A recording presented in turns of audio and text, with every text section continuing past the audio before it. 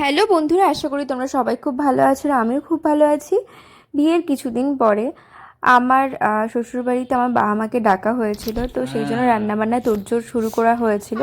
আর রান্নাগুলো টোটালি নিরামিষ ছিল, কিন্তু রান্নাগুলোর মধ্যে প্রত্যেকটা আইটেম এত ভালো ছিল, নিরামিষ আইটেম হলেও। আর আমার শ্বশুর আর শাশুড়ি মিলে ওই আইটেমগুলো তৈরি করেছিল। আর এইদিকে পুচকেদের আনন্দটা দেখো, এই যে আমাদের পুচকে আর এইদিকে আর এক পুচকে, দুটো খেলা একদম ভীষণ বন্ধু হয়ে গেছে। এটা তো মানে দুটোকেই তো চেনো, আমি তো অনেকবারই দেখিয়েছি, আমাদের দুটোই আমাদের পুচকে।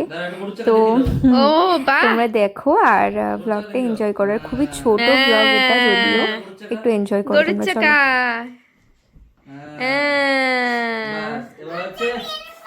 আগেরবার কেবল যে আর্চ করলে আর্চটা করে দেখাও আরেকবার, যেটা বেঁকিয়ে উঠলে ওটা করে দেখাও।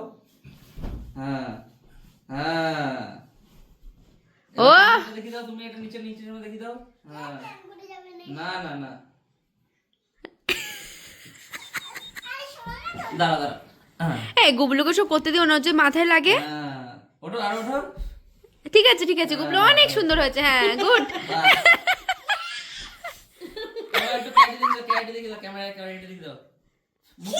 হ্যাঁ, আরেকটা। হ্যাঁ, আর হ্যাঁ, এই গায় মারবি না। দেখাও তাড়াতাড়ি। খিয়া খিয়া, যেটা হচ্ছে তোর ক্যারাটে ক্যারাটে। তুই বললি না ওটা ভালো পারিস, তাই বললাম। ক্যারাটে দেখা, দেখি তুই ক্যারাটে কেমন পারিস। পারে না। ওইটা না, উঠে। হ্যাঁ, খিয়া করো।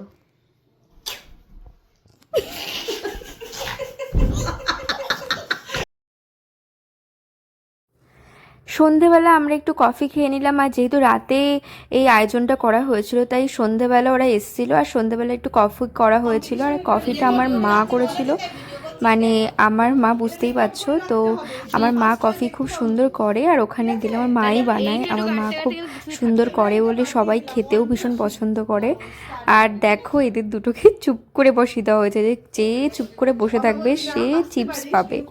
তা আমরা বুঝতেই পারছো, ওই জন্য ওরা এতটা চুপচাপ, না হলে প্রচণ্ড দুরন্ত এরা দুটো।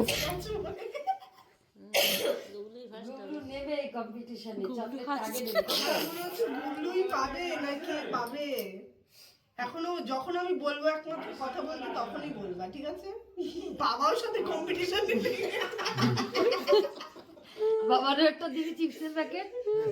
এটা কি করছে বন্ধুরা, দেখতেই পাচ্ছ, ওরা দুটো খেলছে। আসলে ওদেরকে কোনো কাজের মধ্যে না দিলে না ওরা ভীষণ দুষ্টুমি করে, সেই জন্য ওদের দুজনকে একটা খেলা দেওয়া হয়েছিল, যে এই খেলাটা খেলো। আর গান বাজছিল সাইডে, সেটা আমি শোনাতে পারছি না কপিরাইটের জন্য। তো যাই হোক, সেই গানটা আমি মিউট করে দিয়েছি। তারপরে এটা পাঞ্জা খেলা হচ্ছে। আর তারপরে কিন্তু সবার খিদে পেয়ে গেছিলো, আর রান্নাবান্না সব কমপ্লিট হয়ে গেছিলো। এরপরে সবাইকে খেতে দেওয়া হয়েছে। কী কী মেনুতে ছিল সেগুলো দেখে নাও।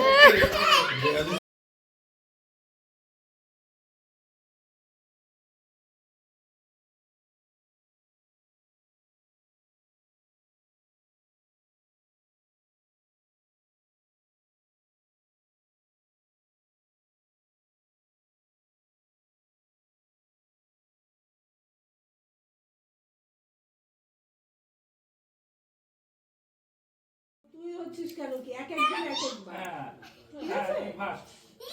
আচ্ছা, মেনুগুলো তো তোমাদের জানাবোই, তার আগে তোমাদেরকে বলি যে আমার এই ভিডিওটি ভালো লাগলে অবশ্যই লাইক শেয়ার কমেন্টে সাপোর্ট করো। আর প্লিজ একটা করে লাইক করে দিও। আর মেনুতে কী কী ছিল চলো দেখে নাও। আলুর দম, আলুর চিপস, বেগুন পোড়া ছিল পেঁয়াজ দিয়ে, লঙ্কা দিয়ে, ধনেপাতা দিয়ে মাখা।